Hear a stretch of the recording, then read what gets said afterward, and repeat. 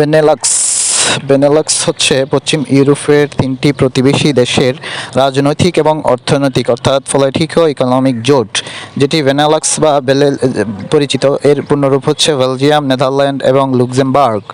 সদস্য এই তিনটি দেশই। সদর দপ্তর ব্রাসেলস, বেলজিয়াম। প্রতিষ্ঠিত হয় 1948 সালে। ইসিও এর পূর্ণরূপ হচ্ছে ইকোনমিক কোঅপারেশন অর্গানাইজেশন। এটি এশিয়ার মধ্য অঞ্চলের অর্থনৈতিক জোট বা সংস্থা।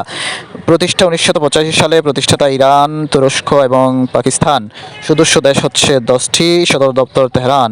10টি দেশগুলো হচ্ছে তুরস্ক, Pakistan, Afghanistan, Azerbaijan, Turkmenistan, Tajikistan, Kazakhstan, Kyrgyzstan এবং উজবেকিস্তান। ইএসসিও এর পূর্ণরূপ হচ্ছে সাংহাই কোঅপারেশন অর্গানাইজেশন, যেটি প্রতিষ্ঠিত হয় 2001 সালে, যদিও 2003 সালে চালু হয়। সদর দপ্তর বেইজিং, চীন। সদস্য সংখ্যা হচ্ছে 10টি দেশ। আর দশম সদস্য হচ্ছে বেলারুশ। 15 থেকে 16 অক্টোবর 2024 সালে 23তম সম্মেলন অনুষ্ঠিত হয় ইসলামাবাদ, পাকিস্তানে। কিছু অন্যান্য তথ্য গুরুত্বপূর্ণ, যেমন N11 বা নেক্সট 11 বলা হয় সম্ভাবনাময় 11টি দেশের অর্থনৈতিক ধারণাকে মার্কিন বিনিয়োগ ব্যাংক গোল্ডম্যান স্যাকের ধারণা দেন, এটির ধারণা দেন, অর্থাৎ N11 এর ধারণা দেন। N11 হচ্ছে বাংলাদেশ। এই 11টি দেশ হচ্ছে Bangladesh, Egypt, Indonesia, Iran, Mexico, Nigeria, Pakistan, Filipino, Turkey এবং সাউথ কোরিয়া, ভিয়েতনাম। মিন্ট হচ্ছে মেক্সিকো, ইন্দোনেশিয়া, নাইজেরিয়া এবং তুর্কি, এই 4টি দেশ, যেটি ব্রিক্স পরবর্তী উদীয়মান অর্থনৈতিক দেশ বা শক্তি বলা হয়। গোল্ডম্যান স্যাক এর সাবেক চেয়ারম্যান জিম ওনিল এই ধারণা দেন, যেটি প্রতিষ্ঠিত হয় 1 জানুয়ারি 2015 সালে। ইবিআরডি হচ্ছে ইউরোপীয় ব্যাংক অফ রিকনস্ট্রাকশন ডেভেলপমেন্ট। সদর দপ্তর লন্ডন। সদস্য 75। সর্বশেষ বেনিন। জিএফটিএ বা জেফটা, এটা হচ্ছে গ্রেটার আরব ফ্রি ট্রেড এরিয়া, অর্থাৎ আরব বিশ্বের মুক্ত বাণিজ্য সনদ। সদস্য 18।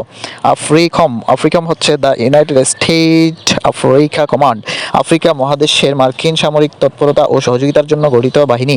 মিশর ছাড়া আফ্রিকার বাকি সব দেশে এর কার্যক্রম রয়েছে। সদর দপ্তর হচ্ছে স্টুটগার্ট, জার্মানি। ওএসসিএ হচ্ছে the organization for security and cooperation in Europe. সদস্য 57। প্রতিষ্ঠা হচ্ছে 95 জানুয়ারি।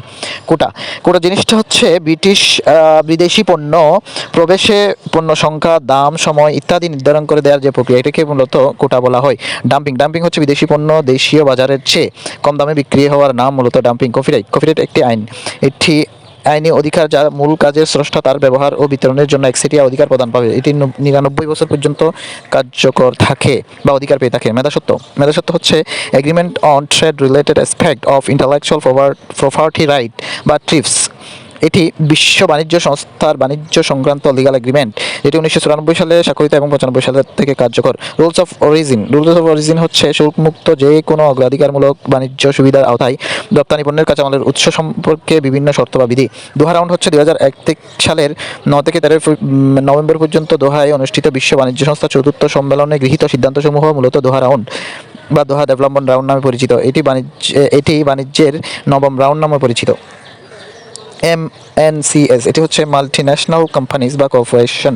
আবার TNCS হচ্ছে ট্রান্সন্যাশনাল কোম্পানিজ বা কর্পোরেশন। উরুগুয়ে রাউন্ড মূলত বিশ্ব বাণিজ্য সংস্থা বা ওয়ার্ল্ড ট্রেড অর্গানাইজেশনের পূর্বসূরি সংস্থা গ্যাট, যা 1948 সালে প্রতিষ্ঠিত হয়। গ্যাট এর অধীনে অষ্টম এবং সর্বশেষ বাণিজ্য সংক্রান্ত আলোচনায় হচ্ছে মূলত উরুগুয়ে রাউন্ড। এর ব্যাপ্তিকাল ছিল 1986 থেকে 1994, ফলে 1995 সালে ওয়ার্ল্ড ট্রেড অর্গানাইজেশন প্রতিষ্ঠিত হয়। ফলাফলস্বরূপ